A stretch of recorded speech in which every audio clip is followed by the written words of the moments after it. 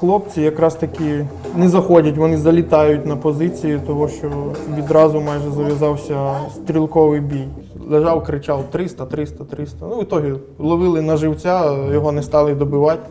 От спочатку було цікаво, працювали, видно, що не вагнера, тому що перший йшов з ночником, за ним вони спочатку по 5, потім по 8, по 10 чоловік. Чуть-чуть підрозтрепаний вже калаш, який побував в боях, в ньому може злітати від вистрілу з ГП ствольна коробка. Ми вже працювали просто на подавлення РПГ.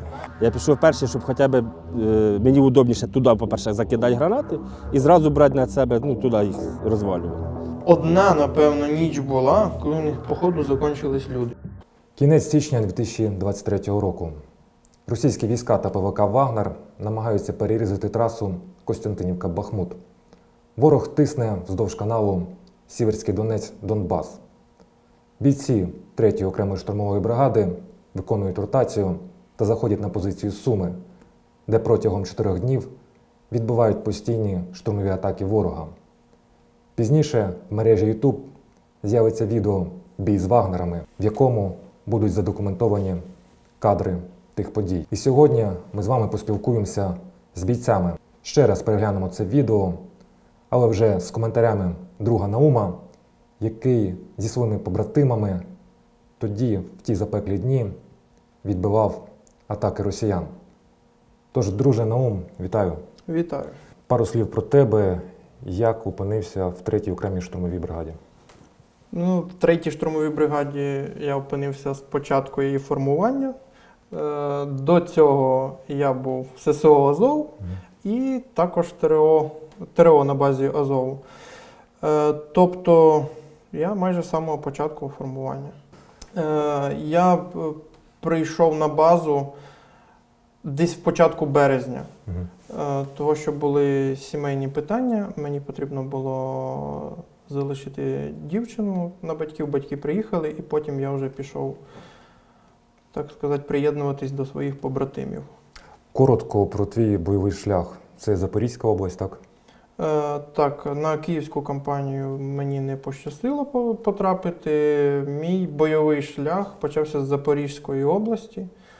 І далі проходив весь шлях разом зі своїм підрозділом. Тобто на всіх виїздах, на всіх я був. Ні один не пропустив. Як сприйняли хлопці таку інформацію, що ви відправляєтесь під Бахмут? Більшість були тільки раді, тому що у нас в основному добровольчий підрозділ. І тобто люди приїхали не сидіти в тилу. Люди приїхали воювати, захищати свою батьківщину. Багатьом є за що воювати. І тому Бахмут – це найгарячіша зараз точка. І не скажу, що всі, але велика більшість людей були тільки за виїзду на Бахмут. Ти зараз на реабілітації? Так. Ти отримав поранення? Так, вийшло. В результаті одного із штурмів на мою позицію я і мої хлопці, які були на позиціях, потрапили під... Не змогли нас взяти в стрілковому бою, і тому вони накрили нас артилерією. Спочатку легкою, а потім нічого не змогли нам зробити, тому що ми добре копаємо. І вони вирішили стволкою у нас... Вони не змогли розбити позиції, вони просто їх закапували. Тобто не міни, а снаряди були з замедлителем.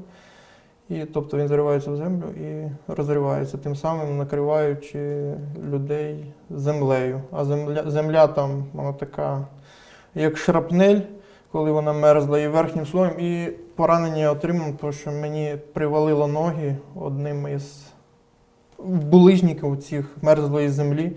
Мені вдарило по ногам, і думав, що їх відірвало. Було трошки больно, але нічого. Думаю, що скоро пройде реабілітація і ми повернемось. Відео, про яке зараз ми будемо з тобою говорити, невеличка твоя предісторія в цій позиції Суми, так? Да. Чому, я вже сказав, що росіяни намагались перерізати трасу Костянтинівка-Бахмут. Взагалі, як вам доводили цю інформацію? Чому необхідно зупинити ворога? Та нам, в принципі, цю інформацію доводити не потрібно було. Нам сказали, що нам потрібно зайти на позиції, і ми розуміли, що ці позиції одні з найважливіших для того, щоб наші хлопці в Бахмуті отримували забезпечення, як і підвоз БК, і також провізії води, і вивоз 300-х, завіз нових людей, нових підрозділів. Це нікому з наших людей не потрібно було пояснювати. Всі прекрасно це розуміли і всі йшли з розумінням того, що потрібно стояти до кінця. Мирон розповідав, що позиція була досить невигідна, тому що там був пагорб, так, напроти позиції. І коли я зайшов на позицію Суми, то ми зразу поставили пулеметні точки в других місцях, тому що там така позиція, сама посадка Черкаси впирається в наш бліндаж, і справа ще одна посадка. Тобто ми на перехрестці були.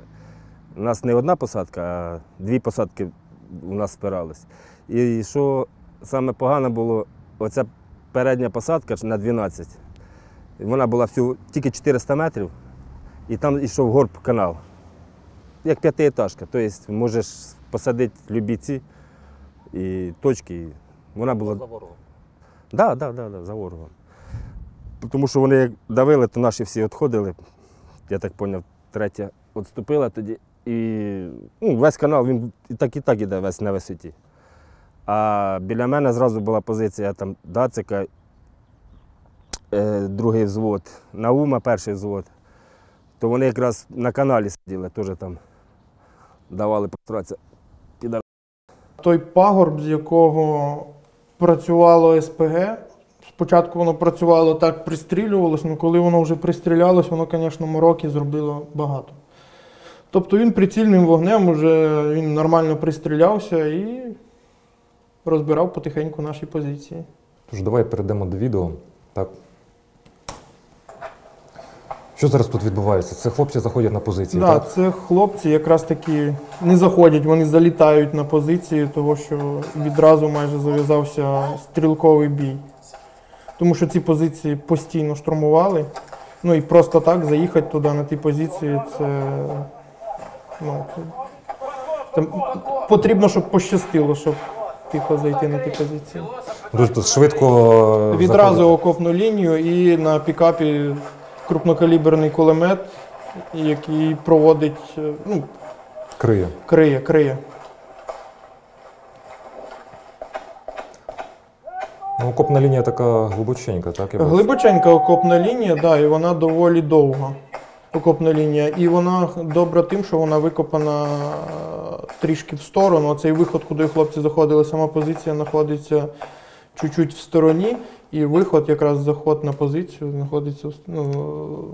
не відразу ти приїжджаєш на позицію, потрібно пройти по окопній лінії. Тобто ось це безпосередньо позиція Суми, там трішки далі правіше це вже лісосмуга Черкаси. Так, перпендикулярно, грубо говоря, Сумам. І розкажи, будь ласка, як ворог тут атакував? Вздовж Черкас там також є окопна лінія. І підходили по цій окопній лінії. Були рази, що вони пробували підійти по самим Черкасам. То у них трошки не вийшло, наш кулеметник. Це по лісосмузі, так? Так, вони там один питався пролізти, обійти, вони його положили там. Він там лежав, кричав 300. В ітогі ловили на живця, його не стали добивати. Так він там. І почав удобряти нашу землю і без того родючу. Нас прикривав ще 4-й взвод, наш тяжеляк. І в них позиція вона була на горбку, і вона не давала дві посадки, вони з двох зразу йшли. І вони ту посадку брали, особливо вночі, їм з теплаками було видно. Але ми так виставили пулеметні позиції, оце, що на 12 на нас йшла, вона з цієї сторони накрита з брустером, і дуже було погано. Коли сюди як заходиш, треба виходити було іменно на ту позицію. Вони тоді не знали, що ми там поставили пулеметні. Ми там не тільки поставили, ми ще розкопали і зробили пару позицій, на які вони не ожидали. По перші їхні рвання штурму, вони виходили за брустер якраз на наші пулеметні точки. Там Барбосик їх якраз і розвалював, у нас пулемет. Кстати, з молодих. Нормально він їх там положив. Ну, вони просто не ожидали, що ми поставимо такі позиції. Там якраз вогневі позиції були хорошо зроблені. Стрілкотньою, з любою спецурою вони нас не могли. У нас 12-8 чоловік було, вони нас не взяли. Підари заходили в основному по окопній лінії, підходили майже впритул, тому що крити окопну лінію доволі таки проблематично. І зав'язувався бій уже на дистанції кидка гранати. Тобто там 15 метрів, 20, 10 підповзали. Тобто ще ця позиція була невигідна тим, що заходили з Черкас на 12-ту, грубо говоря, годину і заходили на 3-ю годину. Тобто також воювати на два фланги. Тобто оборону треба було тримати на 180 градусів? Так, там, да. Відповзуть, заповзуть, а повзають вони. Терплячки у них, так сказати, у них вибору нема. Їм сказали, треба йти штурмувати, і все. Вони будуть лежати на тій землі, вони будуть примерзати до тієї землі, але вони що тут уб'ють, то тут хоч в полон візьмуть, він хоч може виживе, якщо здасться в полон. А там не вийшло і свої ж уб'ють. Обнуляють. Так, тут зараз йде стрілецький бій. Так, да, тут зараз хлопці пробують зайти в окопну лінію, яка знаходиться повздовж Черкас. Вони потроху перебігають, заходять і будуть далі утримувати Черкаси. Треба розуміти, що окопна лінія, вона сіра. Так, да, вона сіра, хлопці чуть-чуть продвинулись по тій лінії, але ті позиції вийшли невигодні в плані утримування. Тобто в кінечному результаті ми вже обоснувались на позиції Суми.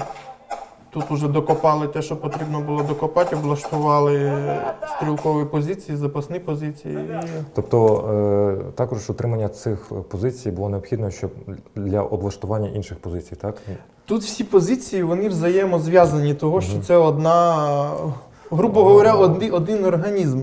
Ці позиції. Така оборонна лінія. Так, оборонна лінія. Якщо одна із ліній падає, то буде проблематично на інші оборонні лінії. І тому потрібно було вгризатись і тримати кожну із позицій. І заходили, одні обороняються, інші копаються, тому що розуміють, що в наш час це артилерія дуже добре таки перемолює позиції. Чим глибше, чим краще в тебе зроблені фортифікаційні споруди, так сказати, то тим довше ти можеш протриматись. Тримати оборону. Тут по одному хлопці під прикриттям переходять на окопну лінію, яка знаходиться на Черкасах. Що я бачу, така багнюка, так? Багнюка там була страшна, ти просто на берцях носив по 3 кілограми землі на кожному берцю. Багно зі шнурками було. Це капонір, так? Так, це вихід з окопчиків. А я бачу тут АТшки у хлопців, так? Да. Бронетехніка була чи ні? Чи не намагалась штурмувати? Тут піхота. Піхота. Вони лізли, вони тут працювали на, так сказати, знеможення наше. Угу. Людський ресурс, так? Так. У них того ресурсу, вибачте, хоч греблю гати, що й доказало, що тільки їх положили, що можна було греблю гатити. І вони просто кидають їх волнами на знеможення наших людей. Тобто на те, щоб закінчилось БК. Тобто там ми своїми людьми дорожимо, тому що наші люди – це наші люди, а у них це розхідний матеріал. У нас кожен боєць стоїть 5 їхніх.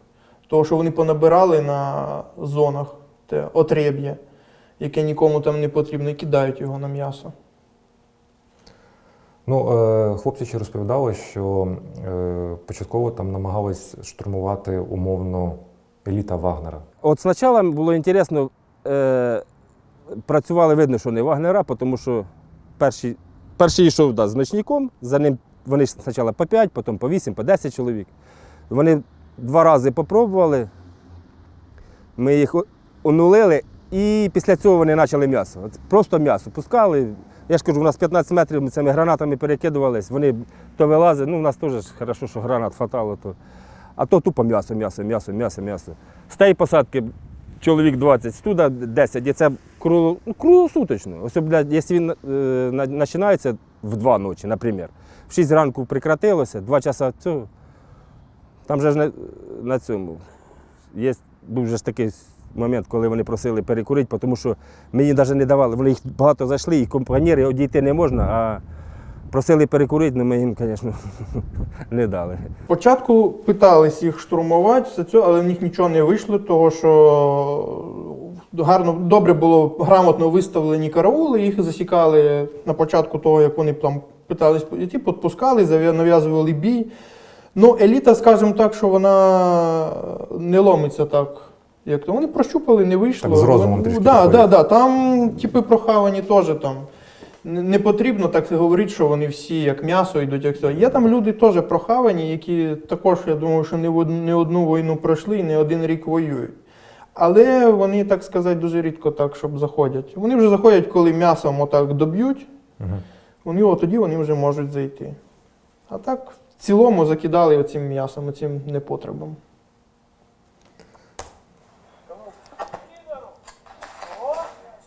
Ну, хлопці такі з настроєм всі А ніхто посміхаються. духом не падає.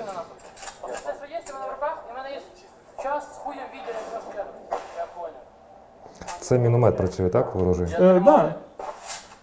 Ну, постійно обстріл. Міномет, РПГ прилітало звідти з посадки. Яка взагалі температура вночі там була? Якраз у цей момент, коли ми заходили на позицію, вночі було достатньо холодно. Ну, чесно, так що, щоб казали, що можна було подрімати, мало того, що істощає сам бій, постійні штурми, і ще від того не можна заснути, що тобі постійно холодно. Ми бачили, як боєць там чистив автомат. Автомати чистились постійно, того що багнюка, скажімо так, і відстрелювалось стільки боєкомплекта, що сам по собі вже автомат починав клинити. І щоб вести постійний бій, потрібно було, як грамотно ми робили, ми розподіляли, частина людей стріляє, частина людей або заряджає. Там, якщо є двійка людей, яка працює, один працює постійно, а інший заряджає боєкомплект і подає йому, якщо в того починає клинити автомат, тоді починає працювати інший з чистим, відносно чистим автоматом, а інший там чистить свій автомат, приводить його до ладу і починається. Дуже рідко, коли працювали всі, це коли вже просто пруть, коли вже потрібно шквал вогню, тоді працювали всі. А так працювали з розумом. Коли сам бій зав'язується, наші міхводи красавчики, вони залітали там на самій позиції, привозили все, що потрібно, забирали все, що потрібно, то наші міхводи це взагалі сміливі хлопці. Але ж навіщо ризикувати, якщо можна зробити все з розумом? Це вже окопна лінія. Так, це вже ця окопна лінія повздовж Черкас.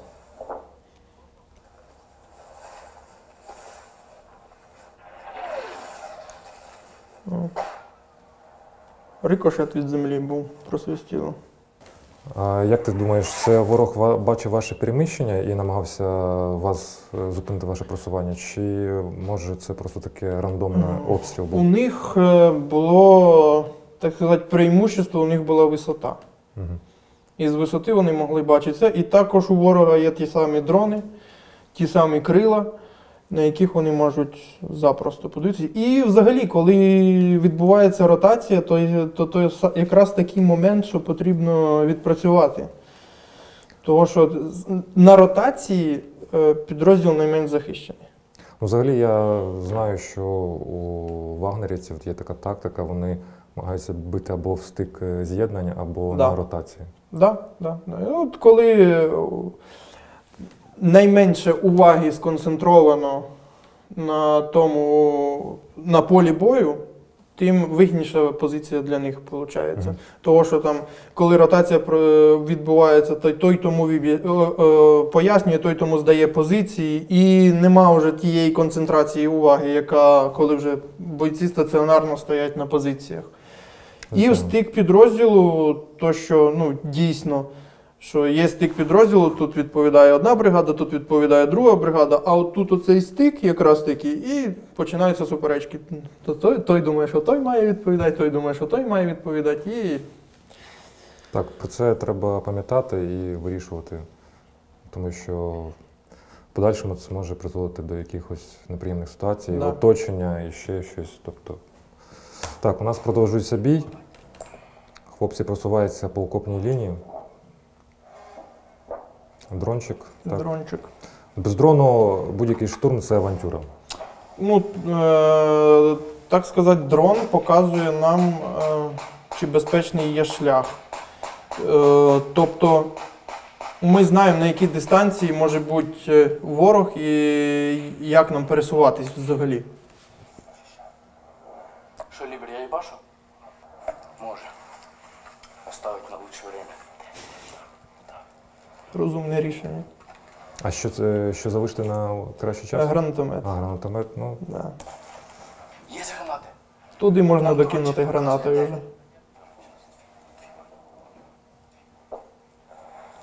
Це вже хлопці йдуть по брустверу, так? Да, це вже безпосередньо наша група, це ми вже йдемо. Розкажи, будь ласка, як ви взагалі у вас, я так розумію, Мирон прийняв таке рішення, що давайте все-таки ворогу дамо. Ну, чесно говоря, вже ворог дістав настільки, що ну, хлопці там 4 суток, не 4 дня, 4 суток вони не спавши, там воювали. Тобто постійно на них перли. Ну і ми вирішили, що ну, дістали вже вкрай. Помню раз за вечір, що вони не тривожили нас. А то все время постійно іде. Круглосуточно вони нас штурмували. А потім надоїло, і от це те відео є. Я позвав хлопців і Дацика, і Наума, Кольщика покойного, хорошого чоловіка. Ми просто ходили так частенько на штурми, та я їх позвав, щоб трохи дати пробздитися їм, тому що все время вони тільки, а ми вирішили. І трофейчики, кожен штурм навалюєш, і вони ж потім забирають. А це, щоб ми пішли, почистили, та й так. Там ізначально план який був? Там в окопі є ягоза, яку ворог викинув з окопної лінії, тому що ну, під час штурму, там, грубо говоря, хтось просочився із них, нав'язував вогонь, а хтось викинув просто ягозу з окопної лінії. І поки ми там, нам потрібно було дойти до цієї ягози, або продвинутись далі, там уже дивлячись на ситуацію. І поки ми там доходили до цієї ягози, зачищали окоп, тому що не зрозуміло, може там він де сидить, хтось, ну, провірити окоп на мінно-вибухові пристрої. І поки ми це все робили, там штурмували, наші сапери мінували підходи до нашої також позиції. То, що обезпечити себе, так Треба сказати. розуміти, що мінування території – це запорука, в принципі, успіху, якась частина оборони. Ну, звичайно. Направлене мінування, яке на дистанційному підриві, це взагалі... Ну, якщо група на тебе йде, ти не можеш їх всіх положити, тому що на тебе йде шквальний огонь, ти не можеш висунутися просто. Ти побачив, що вони підійшли по направленню, і можеш спокійно собі підірвати вибуховий пристрій, так сказати, і надіслати декілька там подаруночків підерам.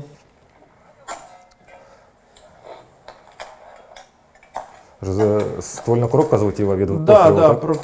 проблема є така у калаша, що коли чуть-чуть підрозтрепаний вже калаш, який побував в боях, в нього може злітати від вистрілу з ГП ствольна коробка. Але, звісно, ГП на автоматі це тема. З іншої сторони, я йшов також з ГП, і це був мій постріл з ГП. Я не міг працювати, тому що мені відки заважали, тобто я не міг ціленаправленно працювати по підерам, і тому працював тільки мій товариш з лівого флангу. У нього якраз класно вийшло закидати. Так, це Мирон попереду, так? Це Мирон веде вже По бруствору. хлопців, да, вже безстрашний дядько. Зачищати треба було в окопі, але я вирішив, там, де як на відео, що я йду по цій стороні за брустерами, щоб мені було видно, бо там є неудобна, вона йде так траншея, і сильно багато вивідків, де можуть вони сховатися. І щоб своїх людей не підставляти, я пішов перший, щоб хоча б мені удобніше туди, по-перше, закидати гранати і зразу брати на себе, ну, туди їх розвалювати. А тацик якраз собі по окопчику, там, ті, хто в окопчиках та й чистили, і все. Але це було дуже ризиковано, тому що я ж кажу, в кінці посадки вона була піднімалась, якщо там поставити нормальні пулеметні точки, то було б погано. Тим більше з РПГ тоді, як по нам влупили, то Борман виявив і зразу туди надавав.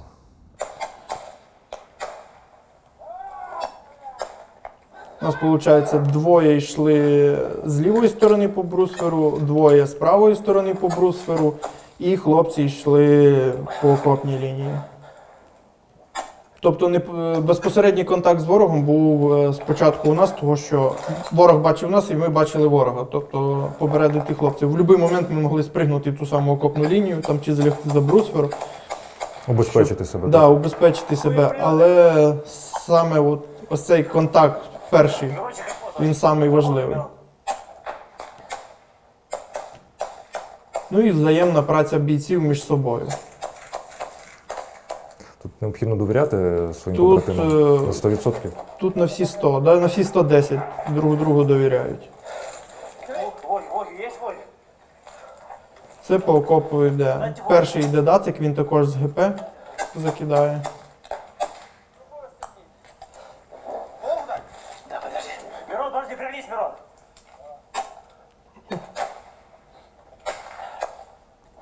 Це з цієї сторони я працюю. Товариша, який йшов попереду мене, його вже поранили, він зліз в окопну лінію. В руку було поранення і він пішов. Кульове? Кульове, так, да, але він сам вийшов, тобто йому хлопці відразу наложили турнікет, надали першу допомогу і потім. Тобто це поранення не із тяжких, тобто він дочекався евакуації разом з усіма і поїхав. Це було його бажання. А що він каже? Що... Мирон ходить швидко. Мирон йде вперед, а... Мирон йде вперед як танк. Вони його вже дістали. Тому що самі бої це отримував Мирон, ми до нього вже прийшли з сусідніх позицій, а саме оце тут звідси з посадки відпрацювало по нам РПГ, і ми вже працювали просто на подавлення РПГ. Тому що РПГ, яке працює по піхоті, може наробити багато біди. Да, це досить небезпечна річ. Да. Кумулем то одне, але якщо прилетить осколком, то групу може положити, якщо група йде кучно. Наскільки ви тут просунулись? Ми тут пройшли добрих метрів 50-70 ми відійшли. Це суттєво, це досить да, суттєво. І потім ще далі ми там просовувалися. Ось це ягоза, ми до неї дійшли. По дорозі пособирали труби.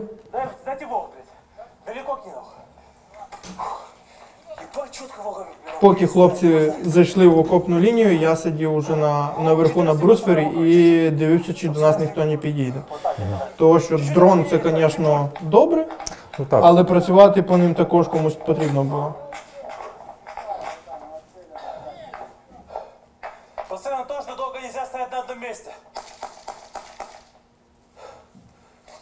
Зараз ви облаштовуєте фортифікаційне обладнання. обладнання. Натягуємо сітку.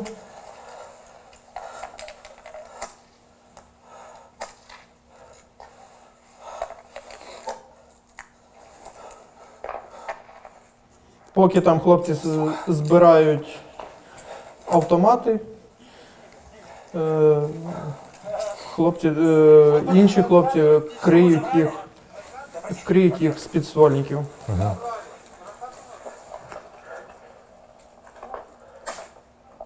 Тобто, коли нема можливості стріляти з автомата, підствольник завжди закине. Ушел. Тут еще кто-то с тобой есть? Где?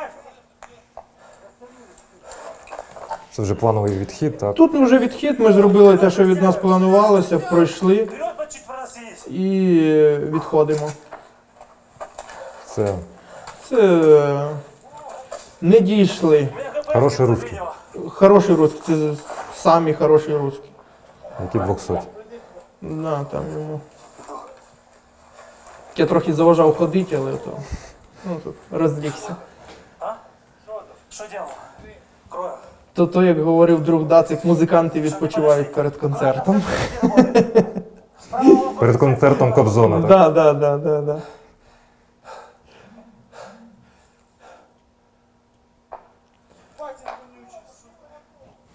Воняли знатно. Так. І воняли вони не трупом, а вони воняли, от Секс, выходи! просто вони воняли. Секс, отход! Бо не мили. Ну, я не знаю, свині так не воняють. Це перше, що Давай, держу тебя! це не передати. Я, звісно, людина не брезглива, але Не могу, заклею ХПшку, братанчик. Так, це трофейчики, так? і трошки да, підсобирали. потроху збираю трофейчики. І плановий відхід вже. Входим? Потрошку Пока держим тут, Секс. відходимо. Держим тут. Сапери наші вже попрацювали. Вверх, Це Рокли. цікава модель з саунд-модератором, так? Да. Взагалі, як ви допомагає це якось при боях? ХПшку. Кожен обвіз на автомат, він під певну ситуацію. Специфіку бою, так? Специфіку бою, скажімо так. Якщо саунд-модератор, то з ним буде класно працювати в місті, тому що не будуть чути, звідки ти працюєш. Тобто саунд-модератор, пламегаз.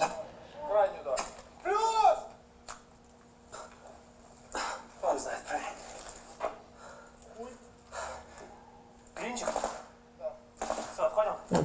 Підерські вогні стріляють вже навіть з наших цих Секс, отход. трофейними. Секс, отход. Кроет. І поки хлопці відходять, ми вже криємо. Ми зайняли позиції вже, і наші кулеметники також насипають. Тому що тут товариш, відходячи, також відстрілюється. Крою! Дашу, крой!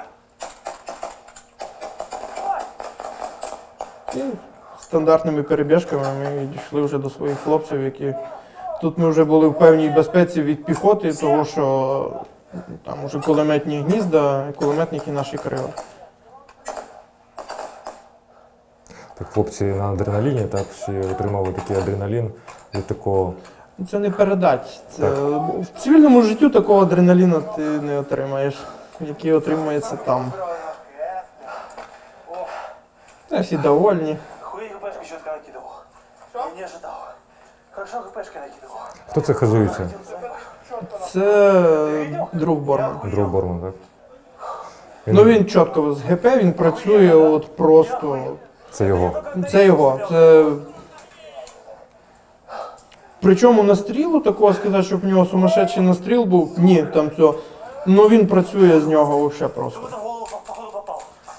Да, там це каже, що в голову попав, перший наш контакт просто, як вони нас побачили, тіп висовується просто. І нас з товаришем, якого зараз бінтують, трапився контакт, виходить. Він почав насипати, він йшов спереду мене. І тут по ньому я відходжу чуть-чуть, зміщую свій сектор в сторону, і ми двох починаємо насипати. Хлопці також бачать, починають насипати по підеру. І тут Борман, і йому прямо, походу в каску йому прилетіло, того, що там був розрив, от чисто от там, де була його голова. Просто він не встиг заховатись. Оце було настільки синхронно, тобто концентрація була настільки на ту точку, що там просто, якщо йому прилетіло в голову, то серйозно. Так, це цікаво. Тут надання. Тут наші медики Медичної працюють, допомоги, вже так. надання медичної допомоги.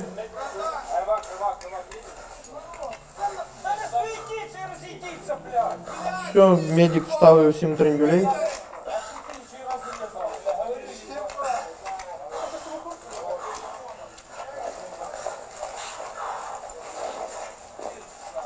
І всі відразу заряджати зброю, заряджати пусті рожки.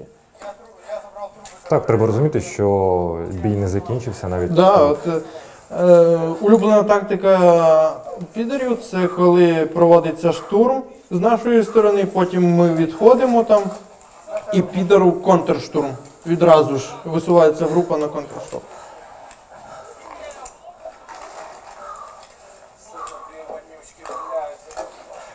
Всі восхищаються їхнім ароматом.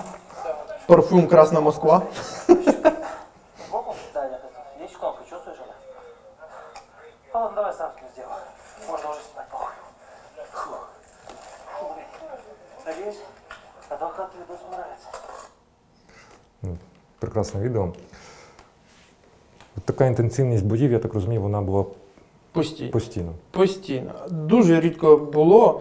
Одна, напевно, ніч була, коли у них, походу, закінчились люди. Або вони думали якусь ерунду. Бо просто, що всі були в напряженні, чекали їх, а вони не прийшли. Мирон навіть виходив, там кричав їм: підари ви де, тут пацани прийшли воювати, де ви є, чого ви не йдете, і так далі. І багато там нецензурних слів, які ми не можемо зараз сказати. Я так розумію, що після того, як ворог вже почав досить прицільно з арти відпрацьовувати по цій позиції, треба було з неї зніматися і трішки відступати. Трішки відступати, але наші хлопці не захотіли цього робити, тому що всі розуміють, для чого ми там стояли. І стояли ми там, так сказати, до тієї вже ситуації, коли вже було просто неможливо тримати, коли вже арта просто присутня. Там зарішала арта. Там не зарішала піхота, там не зарішав ближній бій, там зарішала от іменно арта.